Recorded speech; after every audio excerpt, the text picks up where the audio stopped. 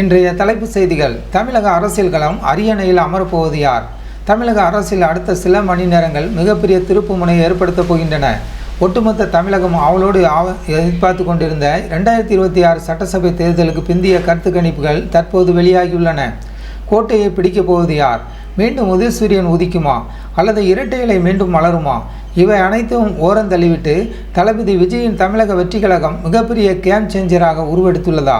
இதோ விரிவான செய்திகளை இந்த வீடியோவில் பார்க்க இருக்கிறோம். கடந்த ஏப்ரல் 23ஆம் தேதி தமிழகத்தில் அமைதியான முறையில் தேர்தல் நடந்து முடிந்தன. தற்போது வெளியாகியுள்ள பல்வேறு நிறுவனங்களின் எக்ஸிட் போல் முடிவுகள் தமிழகத்தை அதிர வைத்துள்ளன. மேட்ரிக்ஸ் மற்றும் நியூஸ் 18 போன்ற முன்னணி நிறுவனங்கள் திமுக 120 முதல் 125 தொகுதிகள் வரை வென்று மீண்டும் ஆட்சியை தக்க வைக்கும் என்று கூறுகின்றன.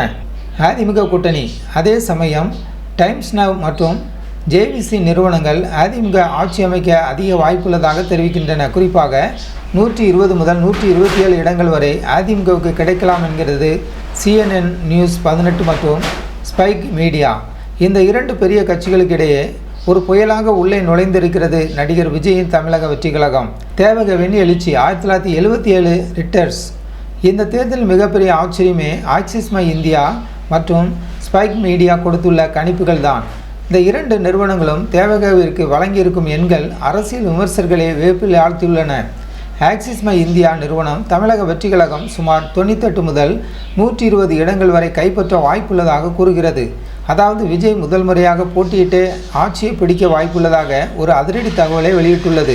இதைத்தான் தேவக தொண்டர்கள் 1977 ரிட்டர்ஸ் என்று கொண்டாடி வருகின்றனர். அன்று புரட்சித் தலைவர் எம்ஜிஆர் அவர்கள் எப்படி திமுக அதிமுக என இரு துருவ அரசியலையும் முறியடித்து புதிய சரித்திரம் படைத்தாரோ அதேபோல் எங்கள் அண்ணன் விஜய் தமிழகத்தின் அடுத்த முதல்வராக முடிசூடுவார் என்று சமூக வலைத்தளங்களில் ட்ரெண்ட் செய்து வருகின்றனர். தொங்கு சட்டசபையா அல்லது ஒற்றை ஆட்சியா? மற்றொரு புறம் ஸ்பைக் மீடியாவின் கணிப்பு தமிழகத்தில் தொங்கு சட்டசபை ஏற்படலாம் என்ற அச்சத்தையும் ஏற்படுத்தியுள்ளது. திமுக 78 முதல் 95 இடங்கள், அதிமுக 68 முதல் 84 இடங்கள், தேவக 67 முதல் 91 இடங்கள் என பிரிந்து வருவதால் ஆட்சி அமைக்க யாருடைய ஆதரவு தேவைப்படும் என்ற பரபரப்பு தோற்றியுள்ளது. மற்ற கணிப்புகள் விஜய்க்கு 4 முதல் 25 இடங்கள் மட்டுமே கிடைக்கும் என்று சொன்னாலும் ஆக்சிஸ் மை இந்தியாவின் கணிப்பு தமிழக வெற்றி கழக தொண்டர்களுக்கு பெரும் உற்சாகத்தை கொடுத்துள்ளது. திமுகவினர் தங்கள் வெற்றியை உறுதி என இனிப்புகளை பகிர்ந்து வருகின்றனர். அதிமுக தரப்போ அமைதி காத்து முடிவுகளுக்காக காத்திருக்கிறது. ஆனால் தேவக தொண்டர்களோ இப்போதே முதல்வர் விஜய் என போஸ்டர்களை தயார் செய்து வருகின்றனர். கருத்து கணிப்புகள் நிஜமாகுமா அல்லது தேர்தல் முடிவுகள் தலைகளாக மாறுமா? அரியணையில் அமரப்போகும் அந்த அதிர்ஷ்டசாலி யார் என்பது மே மாதம் 4ஆம் தேதி தெரிந்துவிடும். அதுவரை காத்திருப்போம். இதுபோன்ற உடனுக்குடன் செய்திகளை தெரிந்து கொள்ள நமது ஜனநாயக டிவி சேனலை சப்ஸ்கிரைப் செய்யுங்கள்.